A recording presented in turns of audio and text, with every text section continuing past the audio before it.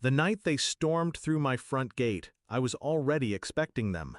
Their voices, angry, frantic, cut through the music like knives. My sister's shrill tone, my mother's heavy breathing, my father's furious bark.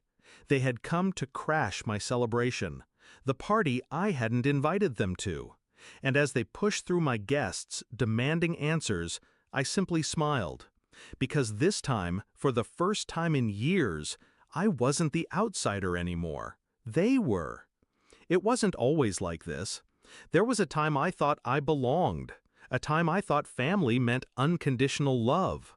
I carried that belief like a shield, even when they chipped away at it, even when their laughter always seemed to have me as the punchline.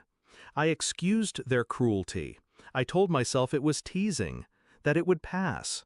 But the cracks widened with every holiday, every dinner where they forgot to invite me. And then came Mother's Day. I had saved up to buy flowers, nothing extravagant, but beautiful. I stood outside with them, heart pounding, waiting to surprise her. I saw them inside through the window, the table set, the candles lit. I waited for someone to open the door. No one did.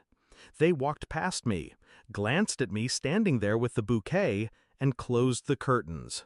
That was the day I realized I wasn't family. Not to them.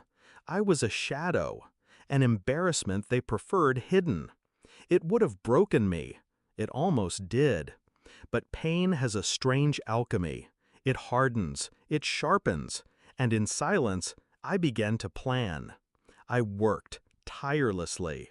While they whispered about how I'd never make it, I built my career. While they excluded me from birthdays, weddings, vacations, I built my savings. Every rejection became fuel. Every slammed door became another brick in the house I would one day own. Literally. Because while they thought I was barely surviving, I was calculating. I bought a house, a large one, modern, elegant, with a wide open lawn and tall glass windows, the kind of place you throw parties in. And I made sure word spread, not to them, to everyone else.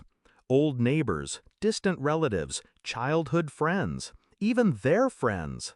The invitations were clear. This was a celebration of a new chapter, my chapter. The night of the party, the house glowed. Music filled every corner. People who hadn't seen me in years toasted to me, laughed with me, congratulated me. Their glasses clinked, their voices rose, and I could feel it, the shift.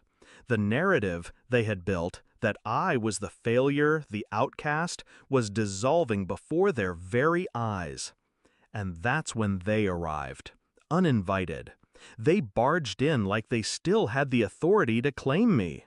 My sister's face twisted with rage, my father's jaw tight with fury, my mother trembling with a cocktail of anger and humiliation.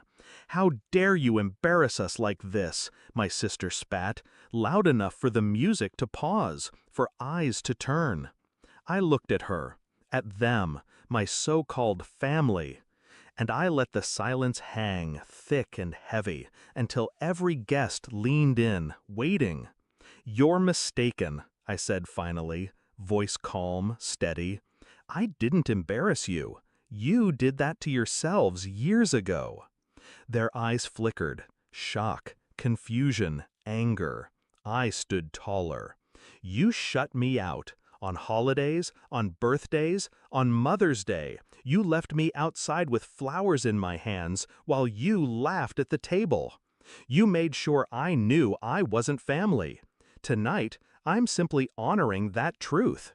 I built this without you, and I'll keep building without you." The room went still. Guests stared, wide-eyed. My mother's lips parted, but no words came. My father clenched his fists. My sister's smirk faltered. I leaned in, lowering my voice just enough to twist the knife.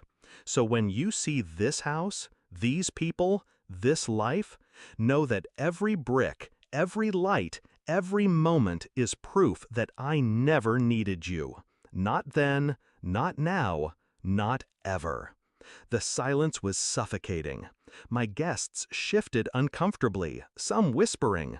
My family froze, trapped between fury and humiliation.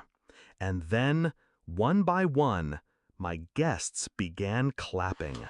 A ripple at first, then louder, stronger, until the room roared with applause. My family's faces drained of color. My father grabbed my mother's arm. My sister turned away, teeth clenched. And just like that, without another word, they left. Stormed out the way they stormed in. But this time, the door closed behind them. Permanently. I didn't chase them. I didn't apologize. I simply raised my glass and let the celebration continue. Because the truth was simple. I had spent years begging for a seat at their table.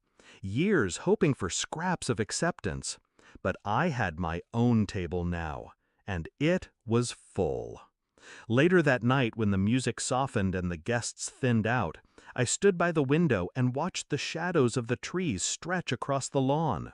For the first time in years, I felt free. Revenge doesn't always require fire or fury. Sometimes it's as simple as showing the world what they tried